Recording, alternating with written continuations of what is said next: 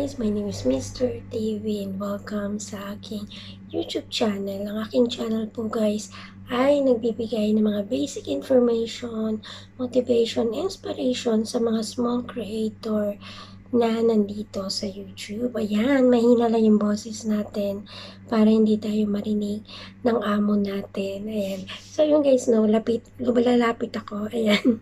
So yun guys, pag-uusapan po natin kasi marami po yung tatanong sa akin kung sabi nila, Mr. pwede po bang i-connect sa aking Google AdSense ang isa ko pang account yun.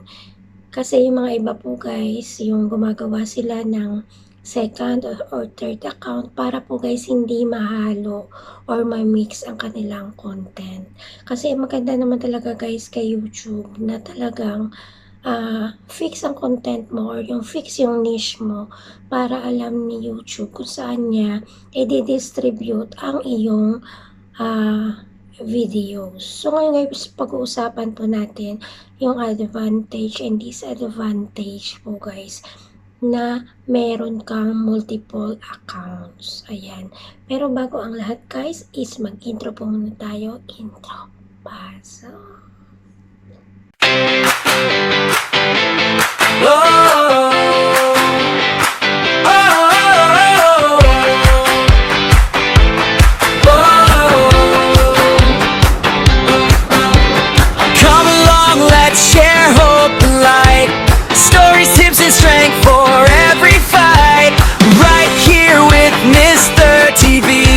To help you be your very best, you and me. Come along, let's share hope and light.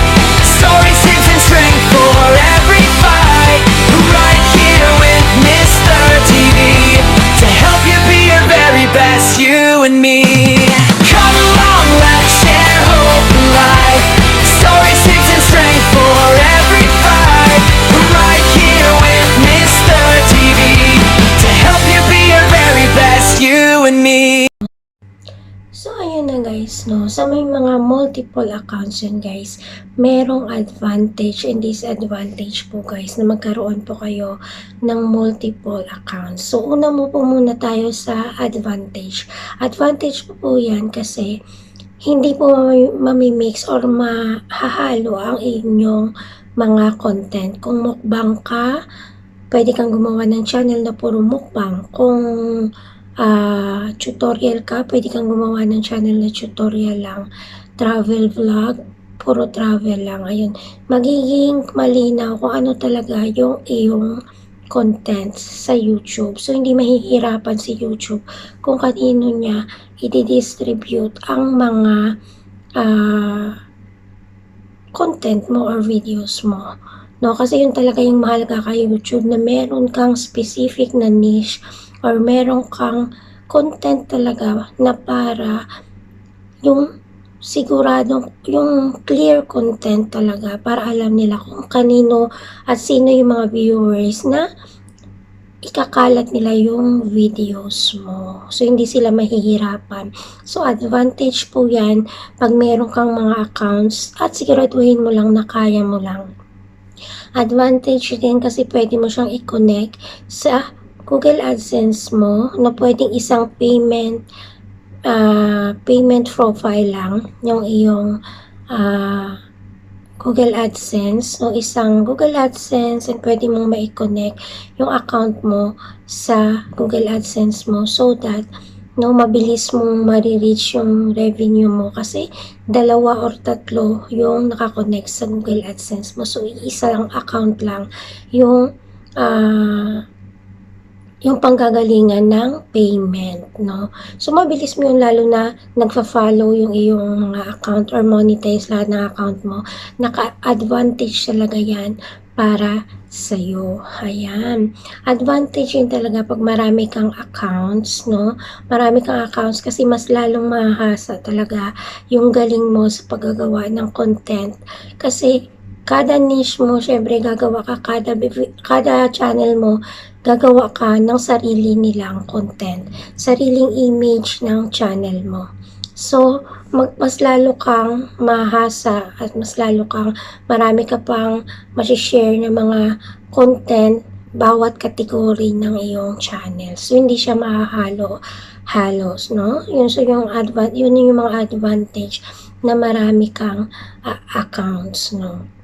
Pero yung disadvantage naman guys, meron kang multiple accounts guys, kasi ngayon is meron na si YouTube na violation guys na related channel. So it means to say guys, no, na kahit ilan pa yung account mo, pero kung malaman ni YouTube na connected yan sa'yo, minamanage mo yung account na yan, is pag na-violation yung isang account is violation din yung lahat ng accounts mo. So yun ang problema ngayon this 2026 guys, na hinaharap ng mga ibang small creator po guys, na nagkakaroon sila ng problema na nadadama yung mga iba nilang accounts. So, kay YouTube kasi guys, no, bago mo ma-monetize yung isang account mo na may violation, dapat yung pinaka-main na account mo na nagkaroon ng violation, dapat maaayos mo yan. So, yun na yung disadvantage guys, no, na marami kang multiple accounts guys, no,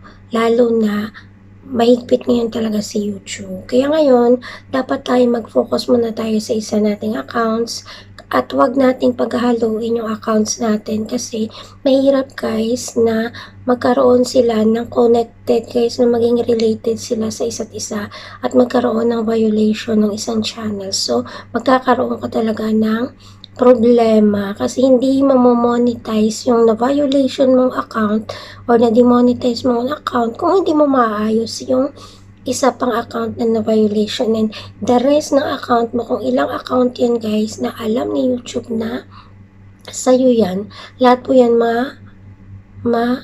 de-demonetize. Hindi nila i-monetize yan. No? Kaya yun ang mahirap ngayon sa YouTube, sad to say, sa lahat ng mga YouTube creator dyan guys, mag-focus muna tayo sa isang account or kaya nating dalawa, pero wag natin silang i-mix up po guys, no?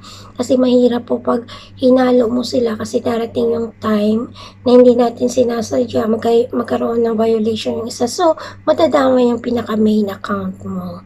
No? So, yun yung guys, no, short videos lang to na para malaman nyo guys na ngayong 2026 is meron na po guys violation na pwede kang masuspended guys due to related account. Yun yung mga nagsaswitch account dyan, yung maraming account sa isang mobile lang niya. Mahirap po guys kasi matitrace po guys na yung mga accounts na yan is under sa'yo.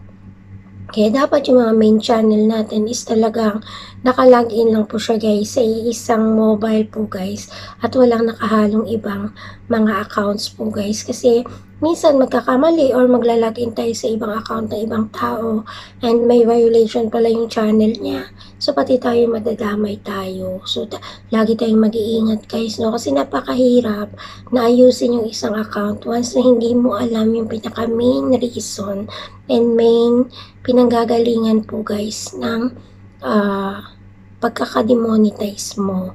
Ayan, kahit ako guys, nagkaroon ako ng violation na related channel, ayan, due to related channel, no, na-demonetize din ako, pero thanks God kasi naayos ko yun. Kasi bakit ko naayos yun guys? Kasi na-monetize ko yung account na related sa akin, which is si March talaga yung related accounts ko, kasi that time po guys, ang mali ko kasi yun, nag-switch account ako sa Google AdSense. Napaka-importante pala na walang nakahalong ibang account sa ating Google AdSense, kaya ingatan natin yung mga account natin, pero wag tayong mawalan ng pag-asa kung magkaroon tayo ng violation, kasi maayos yan guys, no, ang isang violation, kasi i-recreate mo lang yung channel mo. Ibig sabihin, baguhin mo yung content mo, kasi minsan si YouTube, pag nakita niya nag-effort ka, and delete mo dapat yung mga accounts, ay mga videos na hindi siya nakakatulong sa channel mo. Dapat meron kang fix na niche talaga. Pero may mga ibang tao kasi guys, na mahilig silang kumanta. Yun, gawin nyo yan guys, yung mga pagkanta-kanta nyo sa live nyo. No, ingatan niyo yung mga cover song, mga compilation ng mga kanta kasi yan talaga is takaw reuse content talaga yan, no? Kaya ingatan natin guys yung mga paggamit ng mga music na hindi sa atin, no? And kukumpile pa natin. So, magkakaroon tayo ng violation kay YouTube. Kaya yun ang mga iingatan natin. At huwag tayong mawala ng pag-asa pag nagkaroon tayo ng violation kasi yan guys, maayos natin yan basta baguhin mo lang yung iyong content. Sinasabi ko sa inyo, pag magbago ng content guys, once na nakita ni YouTube na recreate mo yung channel mo, so ibig sabihin, kung nagkaroon ka ng violations, so hindi ako magmi-mix content muna. Hindi ako magmi-mix niche. Dapat mag-focus ako sa tutorial. Mag-focus muna ako sa puro tutorial muna ako, hindi ko muna i-mix to para makita ni YouTube na merong specific category ang channel mo. And huwag mong kalimutan yung mga thumbnails mo, titles mo, pag lalagay mo ng tags and descriptions. Kasi dyan makikita ni YouTube ang performance ng isang videos, kung karapat-dapat, eligible ba siya para ma-monetize ang iyong channel. Kasi sa isang video mo pa lang guys, iyon na yung isang content mo, isang gawa mo, creation mo, nagbe-base si YouTube yan sa performance mo. Kung hindi ka naman lagi nag-upload pero quality yung mga ina-upload mo, is doon makikita ni YouTube na talagang karapat-dapat kang maging part ng YouTube Partner Program. Lagi kang mag-upload, mabilis kang mag-upload, all the time lagi kang nag-upload, no? Pero naging nawala na ng value and quality ang iyong content kasi hindi mo na siya pinag-iisipan. Basta mo na lang siyang bini-video kung ano-ano na lang. Magkaroon kayo guys ng specific videos, specific content po guys. Maniwala kayo guys, no? Hindi mapapaano yung channel nyo basta nasa tama lang yung ginagawa nyo. Baguhin na natin yung, bahala na, YouTube lang naman to eh. Kahit ano lang naman yung yung content ko, okay lang yan. Kasi YouTube lang naman to. Hindi okay yan. Kasi magkakaroon kayo ng problema. Ibig sabihin, ilang years na kayo sa YouTube. Tapos, wala yung inyong YouTube channel, yung monetization yun nawala. So, sayang lang guys yung inyong effort. So, lagi ko yung sinasabi sa inyo na be creative guys. Mag-isip kayo. Sa isang videos nyo pa lang, lagyan nyo guys no, na merong information, meron kayong masishare sa tao. No, lagi ko yung sinasabi no, halos pa ulit-ulit yung content ko guys no, na para maintindihan at maunawaan nyo. Huwag lang kayong basta-basta videos guys no. Magkaroon kayo guys ng specific na kung ano ba talaga yung content nyo.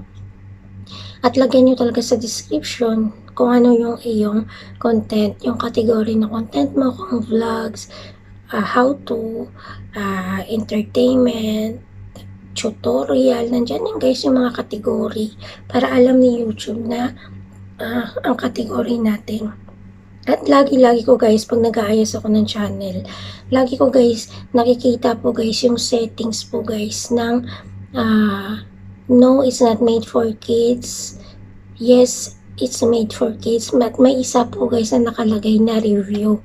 Kaya marami po ako guys na nagawa ng channel na lagi kong chine-check yung settings nila at nagkakaroon sila ng review. Kasi dapat specific tayo guys, hindi tayo para sa mga bata. Ang channel natin is not made for kids. Para hindi tayo guys minsan mari-review ni YouTube kasi yung nakalagay sa ating mga settings po guys is naka-review po siya guys. No? Marami akong guys na naayos na channel na laging naka-review sila. No? Kaya minsan natitrace siguro yung mga channel nila kasi may review sa kanilang settings. No? Ibig sabihin hindi specific yung channel nila kung para sa bata, para sa bata ba to o hindi para sa bata. Nagkaroon siya ng review po guys. Kaya titignan natin yung mga settings natin. Maging aware and responsible tayo sa mga channel natin. Huwag tayong ma-upload ng mga videos po guys na pwede kapahamak ng channel natin, lalo na gusto natin marami tayong accounts pero hindi, ang isa pa nga lang is hindi na natin kayang i-manage yun.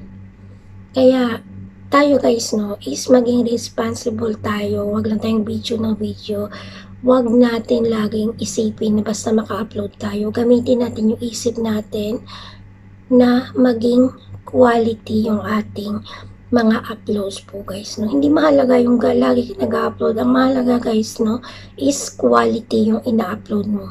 Meron kang learning na sinishare sa mga tao guys, Meron kang matuturo sa mga manonood mo. So, para saan ba yung videos mo?